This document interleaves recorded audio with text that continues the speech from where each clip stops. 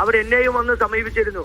സുജിത്തിന്റെ 2.5 വർഷക്കാലത്തിന് ശേഷം അദ്ദേഹത്തെ പോലീസ് സ്റ്റേഷനിൽ ആക്രമിച്ച ആ വീഡിയോ ലഭിച്ചതുമായി ബന്ധപ്പെട്ട അതിന്റെ നിയമോപദേശം അത് എവിടെ നിന്നാണ്, എങ്ങനെയാണ് ലഭിക്കുക, അത് കൃത്യമായി അഭിഭാഷകരോട് അത് കോടതിയിൽ തന്നെ ഇന്ന ബെഞ്ചിൽ തന്നെ അത് പോകണമെന്ന് പറഞ്ഞുവിട്ടത് ഞാനാണ്. ഇവിടെ വന്നിരുന്നു, എന്നെ കാണാനായി വന്നിരുന്നു. സമാനമായ സാഹചര്യം. അവരാരോടാണ് അവരുടെ നിരപരാധിത്വം തെളിയിക്കേണ്ടത്? ഈ പാവപ്പെട്ടവരൊക്കെ, ഈ സാധാരണക്കാരായി തൊഴിലെടുത്ത് ജീവിക്കുന്ന ആളുകളെ ഇതുപോലെ ക്രൂരമായി ആക്രമിച്ച് പോലീസ് സ്റ്റേഷൻ ആക്രമിച്ചെന്ന് പറഞ്ഞ് അവരെ കള്ളക്കേസിൽ കുടുക്കി, അവരുടെ ജീവിതം ഇല്ലാതാക്കി, അവരുടെ കുടുംബം ഇല്ലാതാക്കി, സ്ത്രീകളെ ഉൾപ്പെടെ കള്ളക്കേസിൽ കുടുക്കിയ ഈ പോലീസ് ഉദ്യോഗസ്ഥന്മാരുടെ തനി സ്വഭാവം ഇന്ന് കേരളത്തിലെ പൊതുസമൂഹം മുഴുവൻ കണ്ടില്ലേ? നിരപരാധികളായ ഇവരെ ഏത് സ്റ്റേഷനിലെ ഏത് ജില്ലയാണ് അടിച്ചു തകർത്തത്?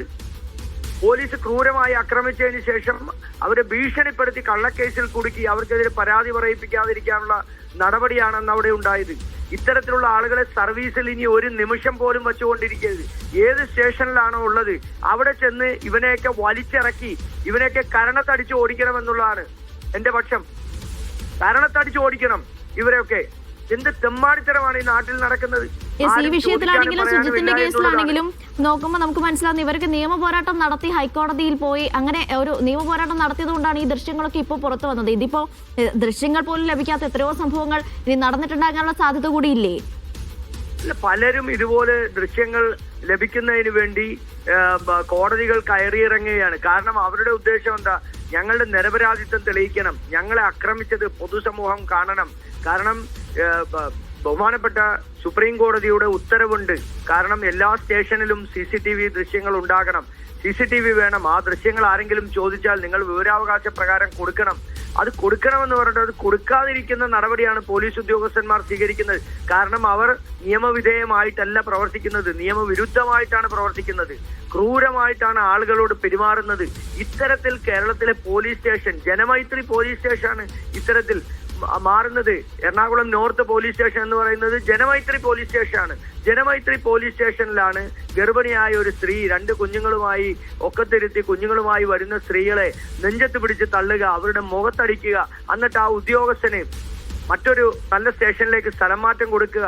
ഇതൊക്കെ കേട്ടുകേൾവിയില്ലാത്ത സംഭവമാണ്. പിണറായി വിജയന്റെ ഭരണത്തിന് കീഴിൽ ഇത്തരത്തിലുള്ള ഉദ്യോഗസ്ഥന്മാരാണ് ഈ നാട്ടിലെ നിയമം കൈകാര്യം ചെയ്യുന്നതെങ്കിൽ ഈ നാട്ടിലെ ആളുകളുടെ നീതിബോധത്തെ കുറിച്ച് നമുക്കൊരു ബോധ്യമുണ്ടല്ലോ.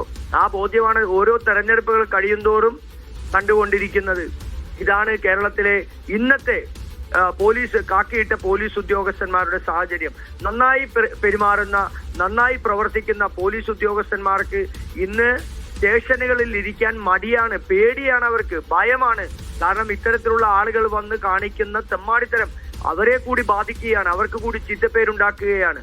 എത്രത്തോളമാണ് എറണാകുളം പോലെയുള്ള ഒരു ജില്ലയിൽ, ഇവിടെ സമാനമായ എത്രയോ കാര്യങ്ങൾ എറണാകുളം ജില്ലയിലുണ്ട്.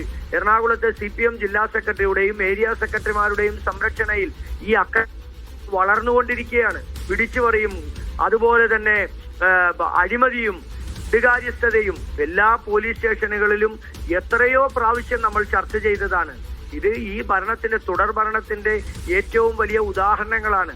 ഫാസിസ്റ്റ് കമ്മ്യൂണിസ്റ്റ് പാർട്ടിയും ഇടതുപക്ഷവും തുടർഭരണം കിട്ടിയപ്പോൾ ഉദ്യോഗസ്ഥന്മാരെ വെച്ച് നാട് ഭരിച്ച് നാട്ടിലെ ജനങ്ങൾക്ക് നീതി പോലും നൽകാത്ത ഒരു സാഹചര്യമാണ് ഇന്ന് കേരളത്തിൽ നിലനിൽക്കുന്നത്.